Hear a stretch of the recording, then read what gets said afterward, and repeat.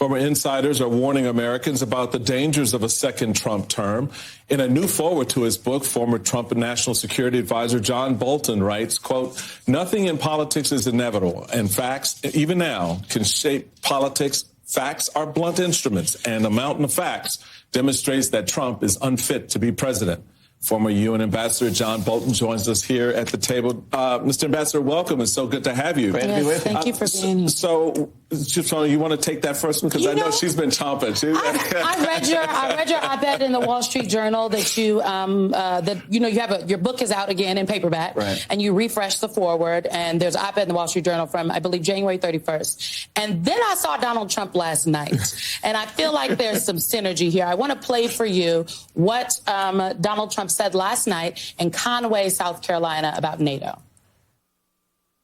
One of the presidents of a big country stood up and said, well, sir, if we don't pay and we're attacked by Russia, will you protect us? I said, you didn't pay? You're delinquent? He said, yes, let's say that happened. No, I would not protect you. In fact, I would encourage them to do whatever the hell they want. You got to pay. You got to pay your bills. The them is Russia that he is talking about. You write in the Wall Street Journal that Mr. Trump will act on his desire to withdraw from the North Atlantic Treaty Organization. He came precariously close in 2018. The Supreme Court has never ruled authoritatively whether the president can abrogate Senate-ratified treaties, but presidents have regularly done so. Congress, at the end of last year, passed a bill to say presidents can't just withdraw from NATO, but you hear that from Donald Trump. You wrote these words that I'm reading in January. Right. Look, that statute that you mentioned is almost certainly unconstitutional. I've been with presidents withdrawing from treaties. The Senate has no role in it. And I just think people need to take Donald Trump very seriously. Too many people don't. Supporters of Trump and even opponents of Trump, when he says he wants to get out of NATO, I think it's a very real threat. And it will have dramatically negative implications for the United States, not just in the North Atlantic, but worldwide. That's the part that I don't understand, why people don't take him seriously and why they don't appreciate what he's already tried to do and has done in some instances in the face of what he's telling us he's going to do. You write with regard to the constitutional crisis in your new forward, quote, if returned to office, Trump will need others to carry out his directives. He will want White House staffers to follow his orders without asking troubling questions, as testimony in the classified documents case demonstrates. These staffers will not be known for independent creative thinking, just personal fealty to Trump, for whom loyalty flows only one way. Why don't people appreciate that? Why don't they see that he's trying to build a sycophantic army of I'm calling them zombies, MAGA zombies, to do as he's instructing them to do? What is the disconnect that people don't seem to get that you now have and have warned about in your new forward? Well, I think people really don't believe it could be as bad as it might be. I mean, I think a Trump victory risks continuing constitutional crisis. I think we'll survive it. I don't think democracy is threatened, but I think we could suffer a lot of damage. And many others have tried in different ways to convince, especially Republicans, that this is serious. But as you say, we have not been successful so far. And I think what it reflects is that many of the people who support Trump support him because he hates the same people that they hate. And they don't care what he's prepared to do to try and solve that problem. And that is something that I think really Republicans bear responsibility for. We got him into office in the first place. We need to get him out of office. The getting out of office part, Simone, is the tricky part, because we were just talking in the last segment about the polling right now, where Biden is losing on the economy. He's losing on the border, which is sort of a quasi, a foreign policy issue, if you will. What do you think it will take for the Biden administration to begin to echo what you're saying and really get people in juxtaposition of what the reality out there to understand we have an existential threat in front of us, and it's in the form of this guy. And he means, when he says he wants to be a dictator for a day, he means it. And specifically, like Republicans, because I think the president has been clear about his democracy message. He's gone out and given speech after speech after speech about democracy. But I mean, what are Republicans privately saying? What are the conversations you're having? Well, I think you don't got to name names, but you can if you'd like. We'll take that. I think many Republicans say this is a binary choice, and as bad as Trump is, and there are many who will say exactly that, it's not as bad as Biden or his potential successor, Kamala Harris. Look, I personally think we've got two people running for president, neither one of whom is fit for office. And I think that you're talking about Trump and Joe Biden. Both of them. That's right. Michael, you asked about what the Biden administration could do. I think the president needs to leave the stage gracefully. I think the Democrats need to switch generationally who they're running for president. By the way, Republicans could learn that lesson too.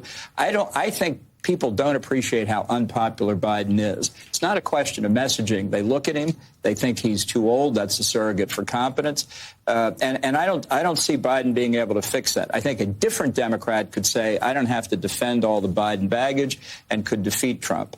But right now, you've got a large group of people who don't like either candidate. And in November, the only question is, who do they dislike more? The other person will win. We don't know that at the moment, but it could very well be Trump. Well, to pick up on that, Ambassador Bolton, hi, Alicia Menendez, good morning.